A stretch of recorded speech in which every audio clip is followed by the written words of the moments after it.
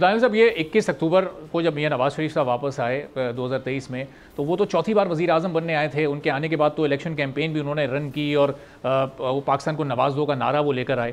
تو اب جب مینڈیٹ منقسم ہوا، اس طرح کا مینڈیٹ نہیں ملا، وہ وزیر اعظم نہیں بنے، تو یہ اس کے بعد پھر یہ خرابیاں اپنی شدت کی طرف جا رہی ہیں، یا اگر وزیر اعظم نواز شریف صاحب ہوتے تو بھی صورتحال کم و بیش یہی ہوتی، اس میں کوئی تبدیلی نہیں ہونی تھی؟ آپ نواز شریف کی بات کر رہے ہیں، میں کہہ رہا ہوں کہ جی آپ ساروں کو بٹھا دیں، آپ کو پرائم منسٹر بنا دیں، بلاول صاحب کو، شہباز شریف صاحب کو، عمران خان صاحب کو. مجھے بتائیں حل کیا ہے ان کے پاس؟ ذرا بتا دیں نا، 15 منٹ کی سپیچ میں یا ٹی وی پہ ان کا مقابلہ کروا دیں کہ بے روزگاری نوجوانوں کے لیے ان کے پاس کیا حل ہے. صرف ریوڑیاں بانٹنے، سولر پینل بانٹنے سے یا تھیلے آٹے کے بانٹنے سے تو یہ کام نہیں ہونا، یا فری وائی فائی لگانے سے. تو پھر ان کو سٹرکچر کا ہی نہیں پتا پاکستان کی اکانومی کا، ان کو فائنانس کا ہی نہیں پتا. ان کے پاس یہ جو پیپلز پارٹی، ان کے پاس تو فائنانس منسٹر ہے ہی نہیں اب، اور پہلے بھی ان کو مانگے کے دیے تھے، وہی مانگے کے finance minister P T I کو فراہم کر دیے گئے تھے، اور وہ دونوں اب چلے گئے ہیں. اب یہ صاحب آ گئے ہیں، یہ جو پاکستان مسلم لیگ نون کا فائنانس منسٹر تھا اس کو تو لگا دیا فورن منسٹری میں. تو یہ صاحب آ گئے ہیں جن کو پتہ ہی نہیں تھا جب مینیفیسٹو بن رہا تھا کہ اس میں کیا لکھا جا رہا ہے کیا نہیں لکھا جا رہا. تو یہ پاکستان کا جو کرائسس ہے بے روزگاری کا اور مہنگائی کا، اس کے لیے ان کے پاس کوئی حل نہیں ہے، کسی کے پاس بھی. اسی لیے میں کہہ رہا ہوں کہ وہ ایک نئی کوئی کوشش کرنی پڑے گی جس سے پاکستان کی عوام کو کوئی نجات ملے اور مستقبل کی کوئی روشنی نظر آئے. اکانومی کا اسٹرکچر سمجھنے کے لیے یہ متعلقہ تجربہ چاہیے یا پھر وہ انٹینشن چاہیے؟ اب جس طرح مریم نواز صاحبہ کو وزیر اعلیٰ پنجاب لگایا گیا ہے تو ظاہر ہے ان کے پاس وہ مطلوبہ تجربہ تو نہیں ہے. اب انٹینٹ پر ان کی ظاہر ہے کہ شک نہیں کیا جا سکتا، دلوں کا حال تو اللہ ہی جانتا ہے.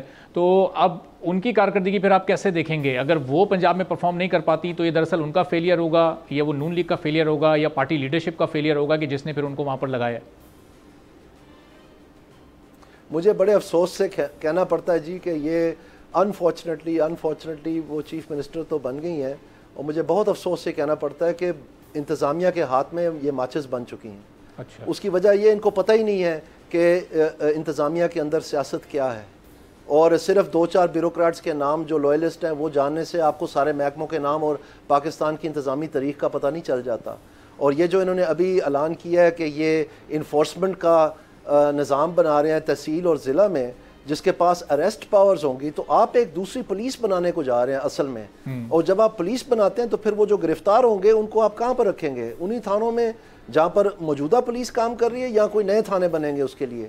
اور جب وہ بن جائیں گے تو پھر جب آپ ان کو عدالت میں پیش کریں گے تو پھر وہاں پر پروسیکیوٹ ان کو کون کرے گا؟ یہی پروسیکیوشن سروس ہوگی یا کوئی اور ہوگی؟ کیونکہ یہ والی تو پولیس کے ساتھ پہلے ہی منسلک ہے. اور دانیال صاحب، جب یہ ایک ضمنی سوال بھی اس سلسلے میں قطع کلامی کی معذرت، لیکن ایک منٹ کے لیے پولیس ڈپارٹمنٹ پر بڑا سوال یا نشان نہیں ہوگا کہ یہ میں آپ سے یہ کہہ رہا ہوں کہ ان کو اندازہ نہیں ہے کہ یہ انتظامیہ کے جو کالے دھن ہیں اور کالے کھیل ہیں یہ کہاں تک اس ملک کو لے گئے تھے اور لے جانے کی دوبارہ کوشش کر رہے ہیں. صحیح. اب یہ ایک فورس اگر یہ تشکیل پاتی ہے تو یہ تو پولیس تو پہلے ہی موجود ہے، امن و امان قائم کرنا اور سارے مسائل حل کرنا یہ اس کا کام ہے. تو یہ دراصل خود اس پولیس پر ایک بڑا سوال یا نشان نہیں ہوگا؟ اس کی کارکردگی پر آپ عدم اعتماد کا اظہار کر رہے ہیں اگر اس طرح کی فورس آپ بناتے ہیں؟ اصل بات یہ ہے کہ جو ذخیرہ اندوزی اور یہ مہنگائی کو جو یہ چسپا کر کے نرخ نامے اور اس ذریعے سے کنٹرول کرنا، در حقیقت یہ مہنگائی کو اور بڑھاتی ہے. یہ دنیا میں اسٹیبلش ہو گیا ہے، پاکستان میں اسٹیبلش ہو گیا ہے.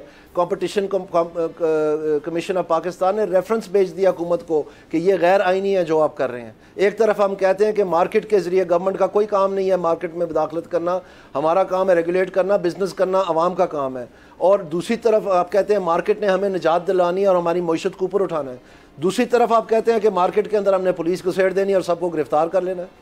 جبکہ اصل میں مہنگائی جو ہو رہی ہے وہ اسٹیٹ بینک پیچھے بیٹھ کے کر رہا ہے. اس بیچارے ریڑھی والا کا یا اس قصاب کا یا اس بیچارے کریانہ مرچنٹ کو ان کا قصور نہیں ہے مہنگائی کا. مہنگائی تو پیچھے سے اسٹیٹ بینک کر رہی ہے اور انہی کی ذمہ داری ہے کنٹرول کرنا. لیکن لوگوں کو بیوقوف بنانے کے لیے کہ ہم بڑا کچھ کر رہے ہیں، کیونکہ جب اسٹیٹ بینک مہنگائی کنٹرول کرتی ہے تو وہ شرح سود سے کنٹرول کرتی ہے. جب شرح سود بڑھاتے ہیں تو انہی کے جو کاروبار ہیں ان کے اوپر قطعاً لگتی ہے، یعنی ان کو قسط زیادہ دینی پڑتی ہے.